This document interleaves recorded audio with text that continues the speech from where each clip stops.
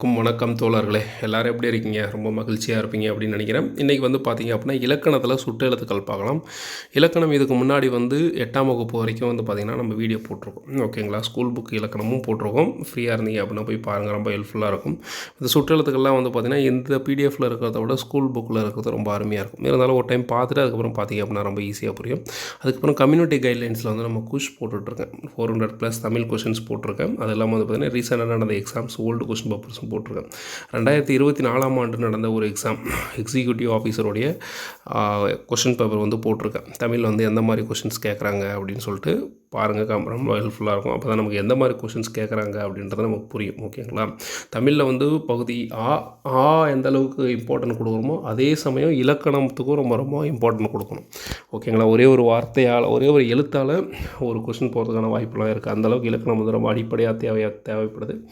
சரி, வாங்க சுற்றெழுத்துக்கள் பார்க்கலாம். இந்த பிடிஎஃப் வேணும் அப்படின்னா நம்ம டெலகிராம் குரூப்பில் ஜாயின் பண்ணிக்கோங்க. அதில் வந்து இந்த பிடிஎஃப் எல்லாமே சென்ட் பண்ணுறோம். ஓகேங்களா? சுட்டெழுத்துக்கள், சுட்டுப்பொருளை உணர்த்தும் எழுத்துக்கள் சுட்டெழுத்துக்கள். சுட்டுப்பொருளை உணர்த்தும் எழுத்துக்கள் சுற்றெழுத்துக்கள். ஒன்றை சுட்டிக்காட்ட பயன்படும் எழுத்துக்களும் சுற்றெழுத்துக்கள்னு சொல்லலாம். சுற்றெழுத்துக்களில் ஆ இ உ என்பது தான் என்னது? சுற்றெழுத்துக்கள். இவை பெயரோடு சேர்ந்து வந்தால் சுட்டு பெயர்கள் அப்படின்னு சொல்லுவாங்க. அவன், இவன், உவன் அப்படின்னா சுட்டு பெயர்கள்.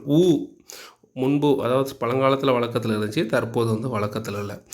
ஊதுகன், சற்று தொலைவில் பார், இதெல்லாம் வந்து பழைய புக்கில் இருக்கிற டீட்டெயில்ஸ். ஓகேங்களா? உப்பாக்கம், முதுகுப்பம் அப்படின்றது அர்த்தம்.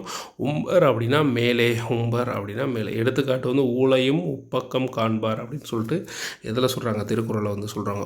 இன்றைய வழக்கில் இல்லை. ஸோ எந்த சுட்டு எழுத்து தற்போதைய வழக்கில் இல்லை அப்படின்னு சொல்லி கேட்டோம் அப்படின்னா ஊன்ற சுட்டு எழுத்து தற்போது வழக்கில் இல்லை. அகச்சுட்டு, இது வந்து அகச்சுட்டு புறச்சுட்டு அப்படின்னு சொல்லி பிரிக்கலாம். மொத்தம் சுட்டெழுத்துக்கள் வந்து 5 வகை. அகச்சுட்டு, புறச்சுட்டு, அண்மை சுட்டு, செய்மை சுட்டு, அதுக்கப்புறம் சுட்டு திரிபு அப்படின்னு சொல்லிட்டு பிரிக்கலாம். ஓகேங்களா? ஸோ அகச்சுட்டு சொல்லின் உள்ளேயே இருந்த பொருள் தரும் சுட்டு எழுத்தை நீக்கினால் பொருள் தராது. இப்போ அவன், இவன் இதில் வந்து அப்படின்ற எழுத்துக்களை நீக்கிட்டோம் அப்படின்னா இந்த வார்த்தைக்கான பொருள் வராது. ஓகேங்களா? புறச்சுட்டு அப்படின்னா சொற்களுக்கு புறத்தே இருந்து பொருள் தருவது. புறத்தே அப்படின்னா வெளியே இருந்து. இந்த எழுதில் வந்து பார்த்திங்கன்னா சுட்டெழுத்தை நீக்கினாலும் பொருள் தரும். நம்ம சுட்டெழுத்து என்னது? இ மட்டும் தான் தற்கால வழக்கு இருக்குது. வந்து பழங்காலத்தோடு முடிஞ்சு போச்சு. ஓகேங்களா? ஸோ இப்போ அந்த இ மட்டும்தான் இந்த கால வழக்கில் இருக்குது. இப்போ அப்பையன், இப்பொன், இப்போ ஆன்ற எடுத்துட்டோம்னாலும் பையன் அப்படின்ற வார்த்தை தனியாக பொருள் தருது. ஈன்ற எழுத்து சுற்றெழுத்து எழுத்துனாலும் பெண் அப்படின்ற வார்த்தை பொருள் தருது. இவ்வீடு, ஈன்ற எழுத்து எழுத்துனாலும் வீடு அப்படின்றது பொருள் தருது. ஆன்றதில் எடுத்துட்டாலும் மரம் அப்படின்னு தனியாக பொருள் தருது. ஸோ அதாவது ஒரு வார்த்தைக்கு உள்ளேயே இருந்து பொருள் தண்டா அது வந்து அகச்சிட்டு. அந்த வார்த்தையை விட்டு சுற்றெழுத்துக்களை வெளியே நீக்கினாலும் பொருள் தந்தால் அதுக்கு பேர் என்னது? புறச்சுட்டு. அடுத்து அண்மை சுட்டு. அண்மையில் உள்ள பொருளை சுட்டுவது என்னென்னு சொல்லலாம்? அண்மை சுட்டு அப்படின்னு சொல்லலாம். இப்போ வந்து இகரம் அண்மை சுட்டாக, அதாவது இகரம்னா அப்படின்ற வார்த்தை வந்து அண்மை சுட்டு வந்து பயன்படுத்தப்படுது. இப்பையன், இப்பள்ளி, இவன், இவள், இது, அதாவது நம்ம பக்கத்தில் இருப்பாங்க பார்த்தீங்களா, அதை பற்றி குறிப்பிடுறது வந்து அண்மை சுட்டு. ஓகேங்களா? அதை தான் வந்து சொல்கிறாங்க. ஸோ அங்கே அப்போ என்ன சொல்கிறோம்? அந்த பையன்னு சொல்ல முடியுதுல்ல. ஆனா அங்கு அப்படின்னு அர்த்தம்.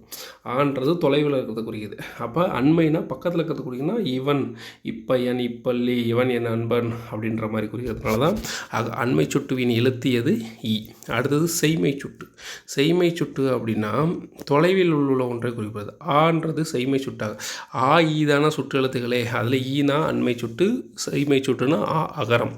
செய்மை சுட்டு அதாவது அந்த வீடு, அந்த மரம், அவன், அவள், அவர்கள் அப்படின்னு சொல்லிட்டு தொலைவில் இருக்கிறது குறிக்கிறது. ஸோ இதுதான் வந்து செய்மை சுட்டு அப்படின்னு சொல்லுவாங்க. அடுத்தது வினா எழுத்துக்கள். வினா எழுத்துக்கள்னால் வினா எழுப்ப, வினா பொருளை காட்ட உதவும் எழுத்துக்கள் வினா எழுத்துக்கள் அப்படின்னு சொல்கிறது. வினா எழுத்துக்கள்னால் என்னதுன்னா, இப்போ ஏன், எதற்காக, செய்தது அவன்தானா அப்படின்னு முடியும்ல, அந்த மாதிரி. ஸோ இதில் வந்து எந்தெந்த எழுத்துக்கள் வினா எழுத்துக்கள் மொத்தம் 5 வகைப்படும். 5 எழுத்துக்கள் இருக்குது. ஏ ஓ யா. இதை நீங்கள் மனப்பாடம் பண்ணி தான் வேறு வழியே கிடையாது. ஓகேங்களா? இதில் வந்து பார்த்திங்கன்னா யா சொல்லின் இறுதியில், யா அப்படின்ற வார்த்தை வினா எழுத்துக்கள் பார்த்திங்கன்னா சொல்லின் இறுதியில் மட்டும்தான் வரும். அதாவது யா. ஸோ இந்த 2 எழுத்துக்களும் சொல்லின் இறுதியில் மட்டும்தான் வரும். அவனா, இவனா, அதுவா அப்படின்றது ஓகேவா? என் கணவன் கல்லனோ ஸோ இந்த மாதிரிலாம் வந்து பார்த்திங்க அப்படின்னா என்னது? வினா எழுத்துக்கள் வருது. இப்போ சொல்லின் முதல் இறுதி இரண்டிலும் ஒரு வினா எழுத்து எது அப்படின்னா, அதாவது இது ரெண்டும் பார்த்திங்கன்னா சொல்லின் முதல்லையே வரும். ஓகேங்களா? சொல்லின் முதல் மற்றும் இறுதியில் இரண்டிலும் வரும் வினா எழுத்து எது அப்படின்னா ஏன்ற எழுத்து மட்டும் என்ன பண்ணுதுன்னா சொல்லின் முதல் மற்றும் இறுதியில் மட்டும் வரும். ஏன், எது, ஏனோ முதலில், ஓகேங்களா, அவனோ செய்தான்.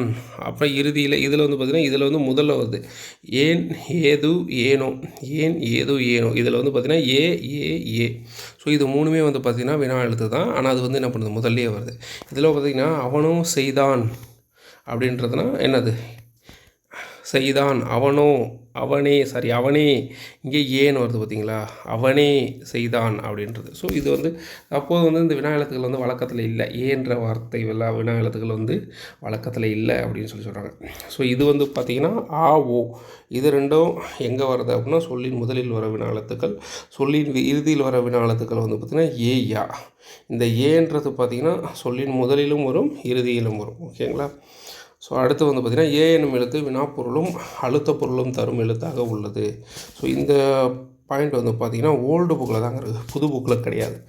ஏ என்னும் எழுத்து வினாப்பொருளும் அழுத்த பொருளாகவும் தரும் எழுத்தாக உள்ள எழுத்து. அதாவது வினா எழுத்துக்களில் வினாப்பொருளும் அழுத்த பொருளும் தரும் வினா எழுத்து எது அப்படின்னா ஏ. வினாப்பொருள் அவனோ அழுத்த பொருளில் தற்போது ஏக்கு மாற்றாக தான் பயன்படுத்தும். அப்போ அதாவது வினாப்பொருள் ஒரு நிமிஷம், ஏன் அப்படின்றது வினாப்பொருள், அவனே அப்படின்ற அழுத்தப்பொருள். இப்போ பாருங்கள், ஏன் அப்படின்றது ஒரு வினாப்பொருளாகுது. அவனே செய்தான். அப்போ அவனே அப்படின்றது வந்து பார்த்திங்கன்னா ஏன்னு முடியுது. ஸோ அந்த இடத்துல அழுத்த பொருளாக வந்து பயன்படுது. தற்போது ஏக்கு மாற்றாக தான் பயன்படுத்தும் வழக்கம் உள்ளது. ஏக்கு மாற்றாக தற்போது வழக்கில் என்ன எழுத்தை பயன்படுத்துகிறாங்க, தான் அப்படின்ற வார்த்தையை பயன்படுத்துகிறாங்க. எடுத்துக்காட்டாக அவனே செய்தான் அப்படின்றத அவன் தான் செய்தான் அப்படின்னு சொல்லி மாற்றி நம்ம வந்து தற்கால வழக்கில் பயன்படுத்திகிட்ருக்கோம். அவன் தான் செய்தான் அப்படின்றது.